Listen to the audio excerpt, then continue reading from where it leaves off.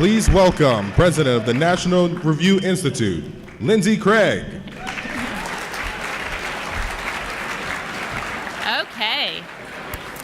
Okay, well, thank you all so much. We hope that you enjoyed your dinner and your dinner companions. But now we are on to our Whittaker Chambers Award program honoring Mark Janus. So the front lines are rarely here in Washington. Sometimes we forget that with all of the media focus on the federal government, which continues to accrue more and more power, just as James Madison feared. This is the place where the ceasefire is negotiated and victory declared, usually by both sides. But the front lines are actually in the state legislatures, in every local town council, every board of education and planning and zoning meeting around the United States. The fight is actually in the states. My friend John Tillman has for years run one of the leading state-based think tanks, the Illinois Policy Institute, making a significant difference. Recognizing that federalism is the foundation of our country's success, IPI and its affiliates have taken on suffocating government tyranny and advocated for reforms to make their fellow citizens more free. And let's be honest, it's tough out there in the land of Lincoln. I have known John for many years now, and he is tireless and passionate and always in good cheer. It is entirely befitting that John and his allies began to work with Mark Janus early on, shepherding this paradigm-shifting case along. We are so pleased that John could join us this evening to introduce the Whittaker Chambers honoree. Please welcome John Tillman.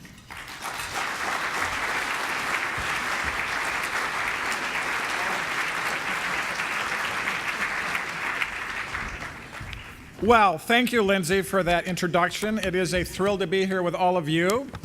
I have Mark's remarks right here. I think I'll take them with me when I leave and see how he does. That might be kind of fun. Mark has done a few of these speeches now, but nothing quite as amazing as this. And I'm excited to be here to introduce Mark to you. So I did prepare remarks. I've spent the last 3 days very hard trudging through skiing in Whistler Village and literally just flew in today to do this exact thing. So bear with me while I freshen my memory about why we're all here.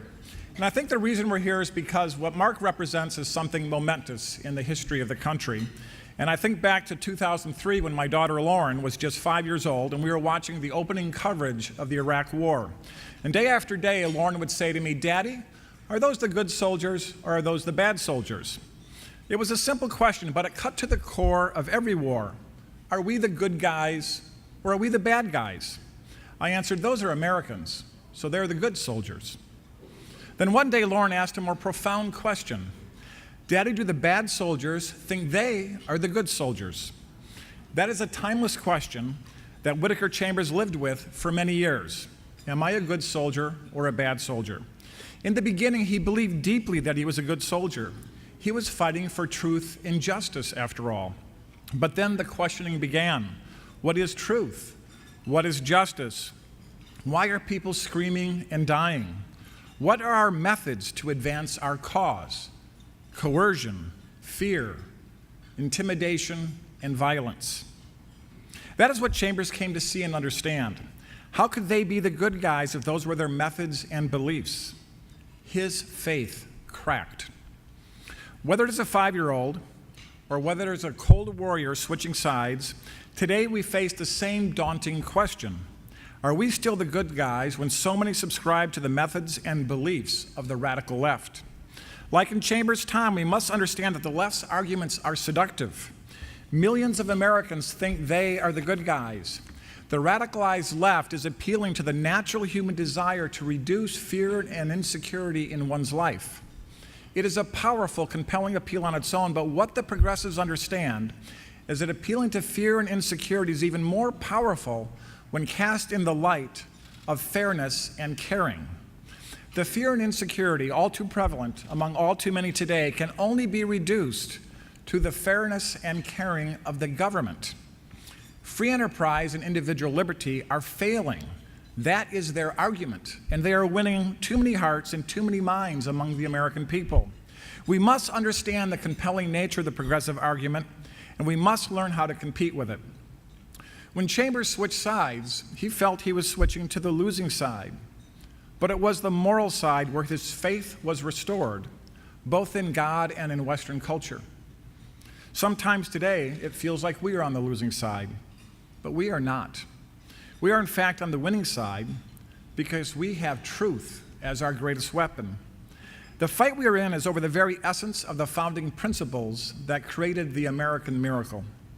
The American miracle is the commonplace truth that no matter who you are, no matter whether you're rich or poor, black, brown, or white, no matter your gender or your sexuality, with raw and basic gifts from God, America is a place where you can achieve your version of the American dream.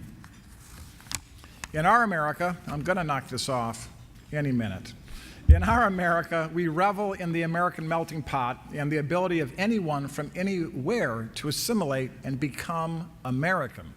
This was and remains one of our greatest strengths. We have had our sins as a country, but America's great promise has always been our ability to learn and to change. We've always made those changes with our founding principles as our guide, and our fealty to our founding principles centered on the sovereignty of the individual.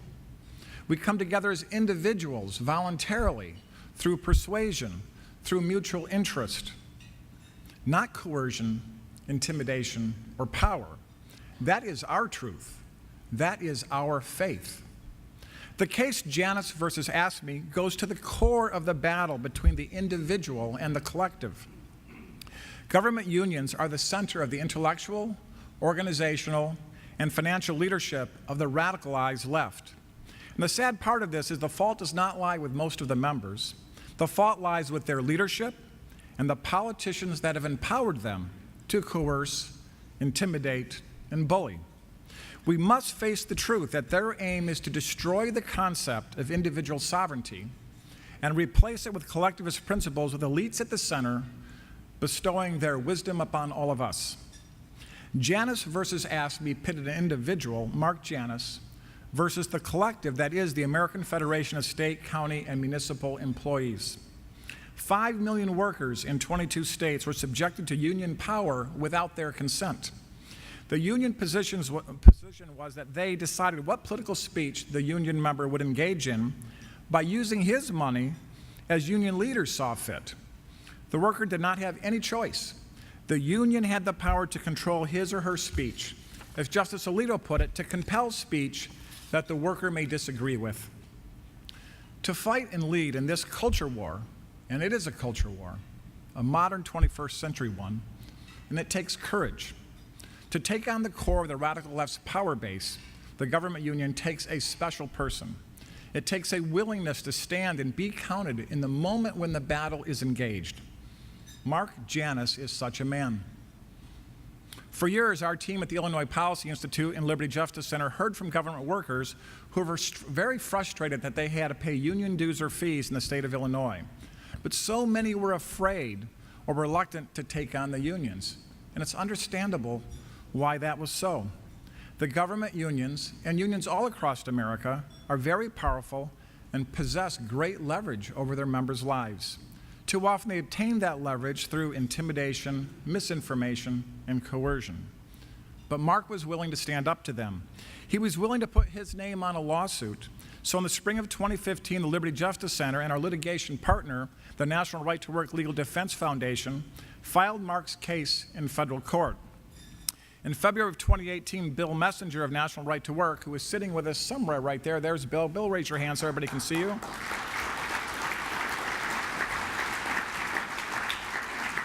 We had a great partnership with National Right to Work, and we really enjoyed that time. And I have to say, forgive me for this, that Bill did a supreme job. On June 27th, I had the honor of sitting next to Mark in the Supreme Court when the decision came down. I got to know Mark before the decision, and I've had the privilege of working with him ever since. Mark is a courageous man.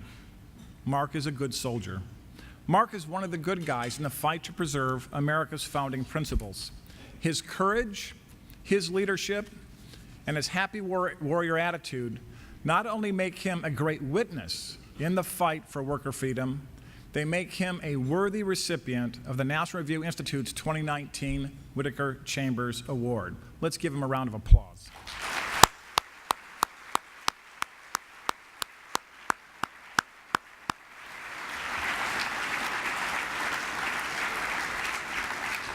So Mark, congratulations, and now sit back with us and watch this video that is all about you. And when the video stops, Mark will be on the stage to make a few remarks, and I will leave them sitting right here along with this bottle of water. Let's roll the video. I'm Mark Janus. I live in Springfield, Illinois. You know, I would say I'm just an average guy. I'm a middle-class person that goes to work every day, enjoys my activities, got my kids that I love dearly, and quite frankly, I don't think it's really sunk in quite yet. The ramifications of this case, everybody tells me it has national implications, but I don't look at it that way. I just look at it as an average guy kind of standing up for his own rights of free speech. When I got into the scouting as a Cub Scout and then moved my way through all the way up to Eagle Scout, and it teaches you self-reliance, but it also teaches you that you have to become a part of the community. And you have to try to better yourself and better the community as you go along and you know, perform public service. I kind of like to have my money go more towards more civic help, such as Boy Scouts, Girl Scouts. And there's so many causes that need help and assistance all across the state. My name may be on the docket as a plaintiff, but it's really for all the other public sector individuals that, are in the same situation that I am. Yeah. And that's what I keep thinking of. I keep thinking of all these thousands of other people out there. An enormous, spirited crowd showed up at the Supreme Court today for a potentially landmark case that could impact millions of public sector employees across the country. It's over. It's done. We won. We did it. And it's wonderful. It is a very historic day. The worker now has the ability to make his own decision or her decision, not some other larger entity. Mark, to you first, significant victory and a bigger victory than you were expecting, I suspect. It's been a very, very enjoyable decision. I'm just ecstatic and fantastically excited about it.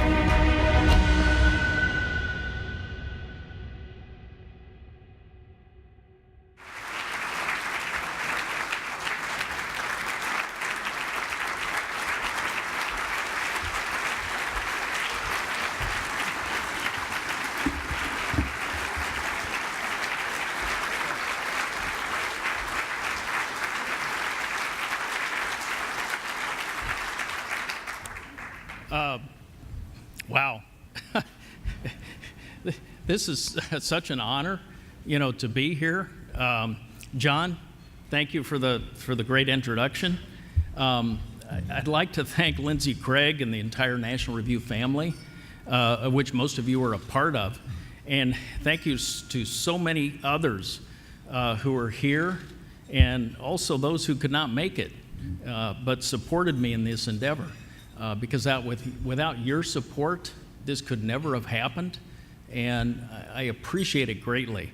It's kind of surreal being in this room tonight, seeing all of you here supporting me, and the good work that we're trying to do together, as a group.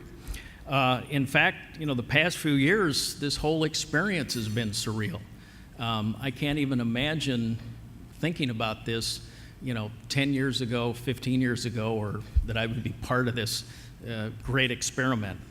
And, I never set out to be a Supreme Court justice, or much less a plaintiff, and to take on the government unions, some of the most powerful political interest in this country.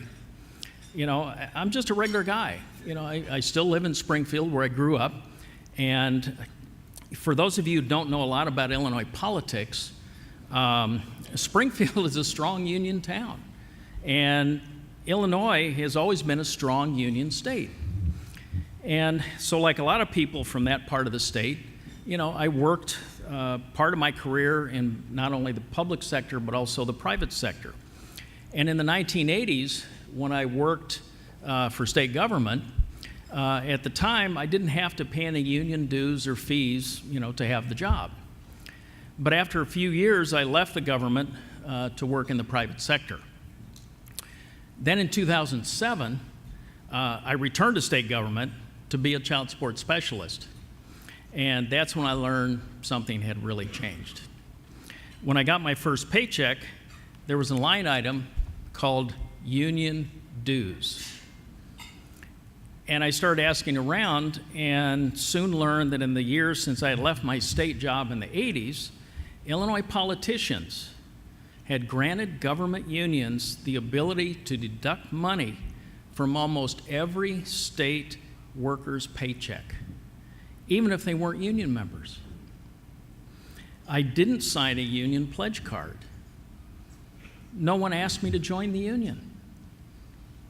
I didn't want to pay a political organization in order to do my job. I just wanted to do my job. But because Illinois did not have a right to work law, that's what I was forced to do. Now, every year I was required to give AFSCME, one of the most powerful and political government unions in the country, hundreds of dollars a year just so I could do my job. Hundreds of dollars a year. I watched the dollars come off my paycheck week after week, year after year. Finally, my frustration grew to a point, and it was a boiling point for me, when the union threatened strike if the state didn't hand over $3 billion, that's right, with a B, in higher wages and benefits. So why did that make me so upset? I mean, good chance I was going to get a raise, right? Okay. Well, if you've heard anything about the state of Illinois, you probably have heard that the state is broke and we're nearing a junk bond status. We're just right above that. The state can't afford day-to-day operations, much less $3 billion in increased wages and benefits. And to think AFSCME wanted people like me to walk off the job if taxpayers didn't fork over enough money. I mean, that's just plain crazy, pure and simple. And so I knew I had to do something. So as Whittaker Chambers said in his book Witness, men must act on what they believe right, not on what they believe probable. But what can I do? I mean, I can't take on a public sector union all by myself. I'm just, one guy. It was overwhelming. But I met the folks at Liberty Justice Center, who's a public interest law firm, and, they fight for individual liberties. They fight for the cause, for people's rights, my rights. They don't fight for money, or they don't fight for special interests. So we started a dialogue, and along with the colleagues at Illinois Policy, I realized that, hey, maybe we could do something. Maybe this might actually work. So I asked them to file my case in 2015, in the spring. And then they asked National Right to Work Legal Defense Foundation to join us. And Bill, thank you so much. It was your arguments, before the court, that really made this all possible. But the Supreme Court ruled in our favor in June of 2018, essentially enacting right to work for the entire public sector in all 50 states.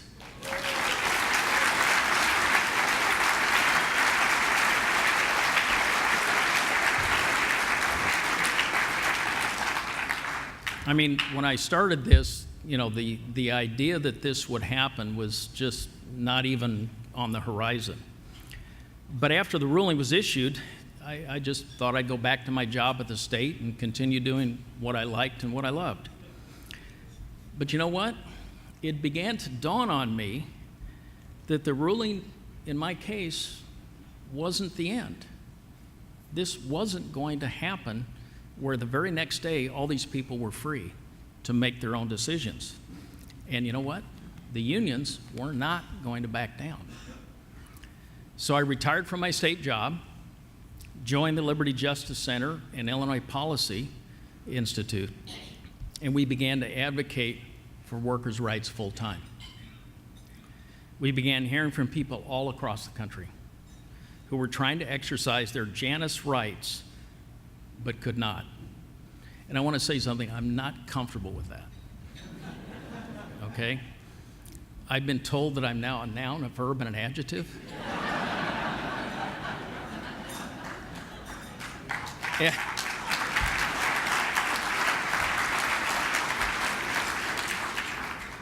But, you know, what we found is that government unions and politicians were going to continue to stand in their way.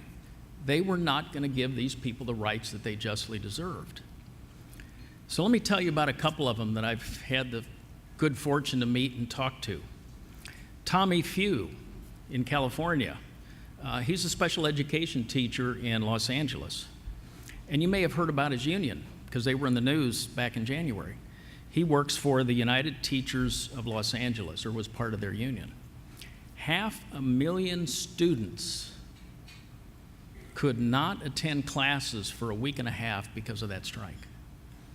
Are they going to get an education by being out of school for a week and a half?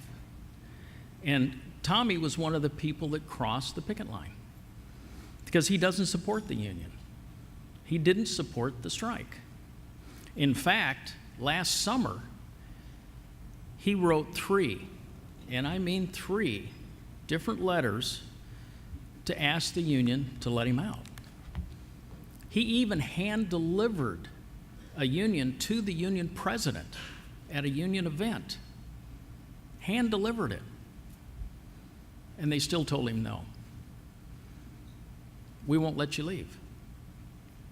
So Tommy reached out to us and the California Policy Center, and now we're fighting for him in federal court, and his case is currently ongoing. We also have Brett Hendrickson. He's a quality control specialist in the New Mexico Human Services Department. He makes sure that case managers are allocating food stamps benefits correctly. Brett is kind of like a watchdog, you know, for government welfare programs. Great guy, very, very pleasant. Brett notified AFSCME that he wanted to resign after the Supreme Court ruling. He simply felt he wasn't being served by AFSCME. He just didn't think they were doing the job for him. So Brett followed all the protocols, sent AFSCME a letter saying he wanted to resign effective immediately, and under the Janus ruling, here we go again, you know, he now has that right. Unfortunately, AFSCME conveniently failed to notify the state that Brett wanted to get out. So guess what? Now the state says that he's stuck in the union for another year. Think of that. You want to get out, but now you're stuck for another year. So we filed a lawsuit together with our partners at the Rio Grande Foundation to defend Brett's rights.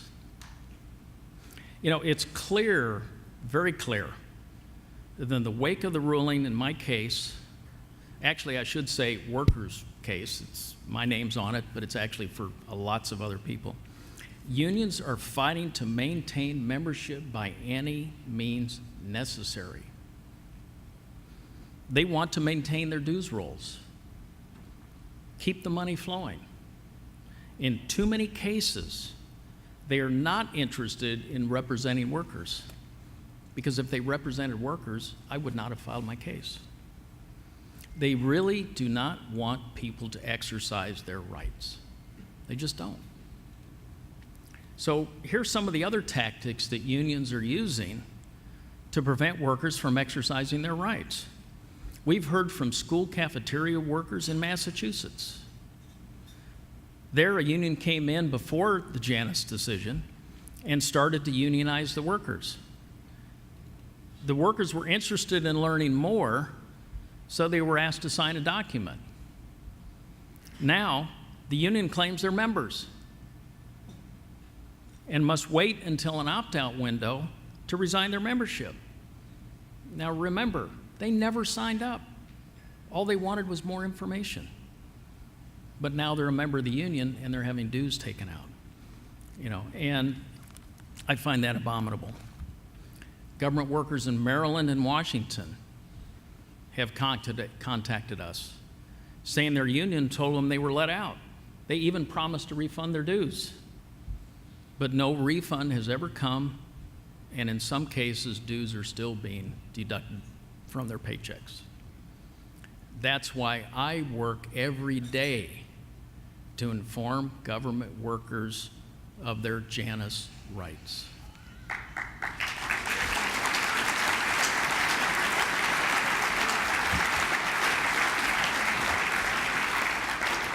And we just cannot give up.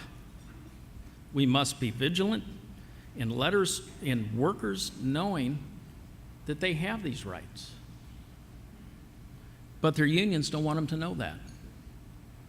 Our fight continues until the day that they can exercise these rights as easily as checking a box or just filling out a form. That's all we're asking for. We're not anti-union. We're not anti-collective bargaining. We're just giving people the rights that are guaranteed under their First Amendment. That's all.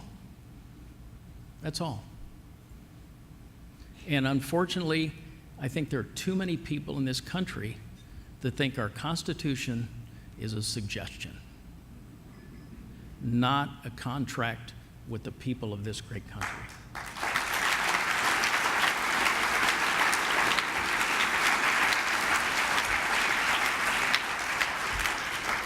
So now, workers have got the choice and they have a voice to decide their own path. And isn't that what we all want? Isn't that what we all want? So thank you again for this great honor. I appreciate it greatly. And I want to thank you for fighting for liberty and worker rights and for everybody that supports this great country that we're all a part of. Thank you very much.